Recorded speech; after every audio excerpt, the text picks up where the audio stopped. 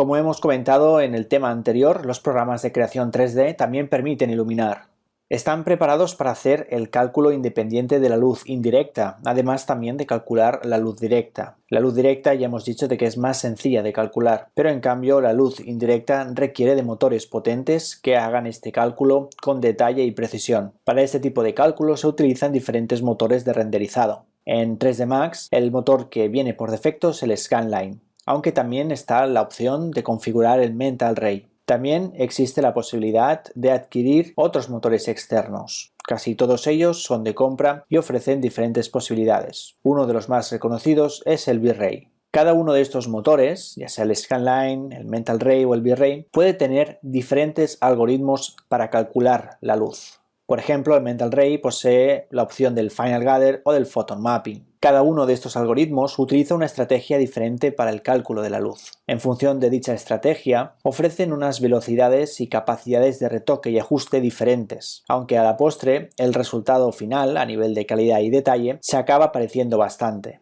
Tradicionalmente se asocia en el caso del Mental Ray el Photon Mapping para escenas de interior, mientras que el Final Gather se utiliza como un apoyo a los cálculos hechos con Photon Mapping o para escenas de exterior. Hay que tener en cuenta que en este tipo de programas se puede iluminar pensando en varios formatos de salida, por ejemplo para cortos de animación o renders estáticos, pero obviamente también para videojuegos. Y en este caso se utilizan principalmente para sacar los mapas de luz. Teniendo en cuenta esto, iluminar para videojuegos utilizando el 3D Max implica principalmente configurar y posicionar las luces y configurar el motor de renderizado para el cálculo de la luz indirecta.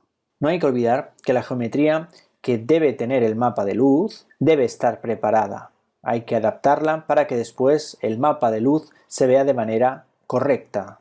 Eso conlleva que debe tener un canal de mapeado específico donde todas sus caras estén desplegadas, porque como ya comentamos en el tema anterior, la luz incide de manera diferente en cada una de las caras de un modelo. Una fórmula muy común para organizar los canales de mapeado es la siguiente. En el canal 1 se tiende a poner el mapeado que va a servir para las texturas de difuso, de normal y de especular. Y en el canal 2 se utiliza un canal de mapeado que va a servir para el lightmap y también, si hace falta, para el occlusion. Esta fórmula es bastante común, pero no quiere decir que sea la única que se pueda utilizar. Se pueden dar variaciones de esta fórmula.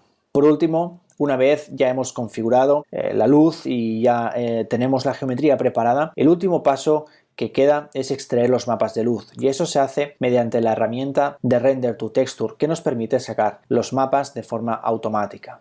Ahora nos vamos a ir al 3D Max para ver cómo se puede configurar la luz y cómo se puede sacar un pequeño lightmap. Estamos en 3D Max y tenemos una pequeña escena que vamos a utilizar como una escena de prueba para ver cómo se puede configurar la iluminación en este programa. Vamos a darle un vistazo a esta escena para ver que es muy sencilla. Simplemente es una caja en la que hemos pintado de diferentes colores las paredes y hemos puesto una cámara para siempre tener el mismo punto de vista de referencia. Con la letra C accedemos a la vista de la cámara. Bien, vamos a poner un objeto en el medio que nos va a servir de referencia. En este caso va a ser una pequeña esfera. La vamos a subir, es un poquito más alta, y también podemos ponerle un material de color blanco.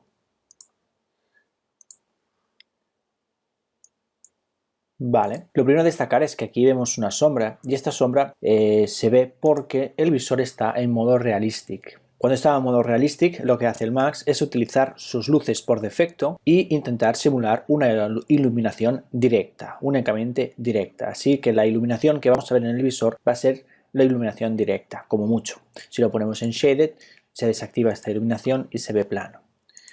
Vale, así lo vamos a dejar en realistic ahora. He comentado que hay unas luces por defecto, y eso es que si nosotros no hemos creado unas luces específicas, el Max tiene que iluminar de alguna manera. Así que cualquier escena que se abra por defecto tiene dos luces que son luces default, luces por defecto. Y por eso vemos algo de la escena, aunque no tengamos creada ninguna luz específica. Vamos a crear una luz específica. Vamos aquí al panel de creación, luces, y aquí podemos escoger dos tipos de luces, fotométricas y estándar. Bueno, también incluso si tenemos instalado otro motor de render puede ser que hayan otros tipos. Las luces fotométricas son un tipo de luz que intenta imitar el comportamiento de las fuentes de luz más realistas, ¿no? De las fuentes de luz incluso que nosotros utilizamos, como puede ser bombillas o fluorescentes, de manera que podemos indicar parámetros muy físicos como el nivel de candelas, por ejemplo. Para sacar line-maps realmente con el tipo de luces estándar, que son más sencillas, ya es suficiente. De hecho, el tipo de luces estándar son las que tradicionalmente equipaba Max. Posteriormente se añadieron el tipo de fotométricas. Entonces, en la pestaña de estándar podemos escoger varios tipos de luz y aquí vemos los tipos de luces que se pueden escoger y algunos de ellos ya los comentamos en el anterior tema. Vamos a coger una luz omnidireccional. La arrastramos en el visor. Ya está puesta. Y ahora vamos a modificar. Como veis, el visor ya se ha actualizado, ha desactivado las luces por defecto y ya está iluminando con la luz específica que acabo de crear. Me voy en el panel de modificar y ahí puedo tocar los parámetros básicos de la luz. Lo primero es que esté encendida. Cuando la acabo de crear se queda encendida, obviamente, pero la puedo apagar si me interesara. Como veis, cuando la apago, las luces por defecto no se vuelven a encender y por eso se ve tan oscuro. Así que la dejo encendida. Puedo cambiar el tipo de luz también desde aquí si la quiero convertir a los otros dos tipos de luces que ya comentamos, que son la focal, la spot, y la direccional. Pero en este caso vamos, para este ejemplo, a dejarlo en omnidireccional. Vale, la podemos desplazar un poquito hacia arriba. Veréis que el visor se va actualizando a medida que yo muevo, se puede ir actualizando y le puede costar un poco por un tema de rendimiento de motor y que ahora mismo se está capturando la pantalla. Lo siguiente es ver cómo en el visor no se observan sombras. Se observa que cambia la superficie porque recibe luz, pero no se proyectan sombras. Y eso es porque la luz debe estar activado el parámetro de sombras. Como veis ahora, ya se proyecta una sombra, ¿vale? Función de la posición de la luz. ¿Vale? Y aquí se ve cómo esta zona ocluye. Como veis, todo esto es negro, con lo cual ya se observa que esto es luz directa, porque no hay rebote de luz. Vamos a tocar más parámetros. La intensidad, por ejemplo, aquí tenemos un multiplier que nos permite tocar la intensidad. Si ponemos 0,2, ¿vale? La luz es mucho más tenue. Si volvemos a 1, pues volvemos a esta máxima intensidad. Y lo podemos subir más, pero normalmente siempre se aconseja trabajar en el umbral del 0 al 1, 1,5. Si nos vemos obligados a poner una intensidad mayor de 1,5 o mayor de 2, es que solamente en nuestra escena en verdad nos está faltando otra fuente de luz. También podemos tocar el color y cambiar el color de la luz. También hay que ir con cuidado porque muchas veces cuando se pide tintar la luz se puede escoger un tono muy saturado como puede ser este, pero normalmente cuando se quiere tintar un poco los tonos de la luz se hace de forma leve, muy leve. De esta forma se consiguen resultados más realistas. En este caso yo lo voy a dejar igualmente en blanco. Bien, hemos visto la intensidad y el color, ahora la atenuación, que no deja de ser una forma de delimitar su rango. Así que en este caso utilizaremos la Far Attenuation, la atenuación lejana, la vamos a usar y vamos a hacer que se nos enseñe. Como ya explicamos, básicamente la atenuación lo que hace es poner un rango a partir del cual la intensidad de la luz empieza a perder fuerza hasta llegar a un punto en el que la fuerza ya es cero. En este caso vamos a hacer estas distancias mucho más pequeñas para que se vea. Vamos a ponerlo en wireframe para que se vea estas dos esferas, esta marrón oscuro y esta más marrón claro, en que la primera es la esfera que indica el rango a partir del cual la luz empieza a perder fuerza, hasta la esfera externa, que es la que delimita el rango último en que la luz incide. A partir de esta esfera ya no incide. Esto lo podemos quizás ver mejor en una vista más top, en que ya vemos pues eso, ¿no? Como la intensidad se mantiene hasta aquí y desde aquí hasta la de fuera empieza a perder. Y nosotros obviamente podemos jugar con esto, podemos hacer esto más pequeño, con lo cual la luz va a ser más dura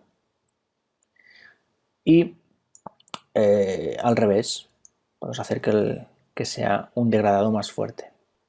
Vale, pues iluminar, como hemos dicho en 3D Max, ¿qué implica? Implica que en nuestra escena, en el modelo que tengamos, hay que escoger qué tipo de luces son las necesarias, direccionales, focales, omnidireccionales, posicionarlas y configurarlas en estos parámetros básicos de intensidad, color y atenuación. Ahora vamos a posicionarla un poquito para que alumbre también la pared, las paredes un poco,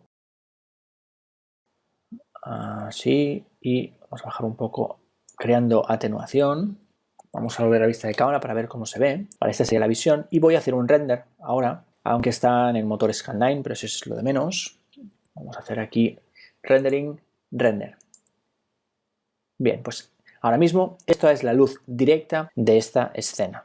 Como veis, no hay rebote de luz, las zonas donde no llega la luz directa se ven completamente negras. El siguiente paso es implementar un motor para que nos calcule la luz indirecta.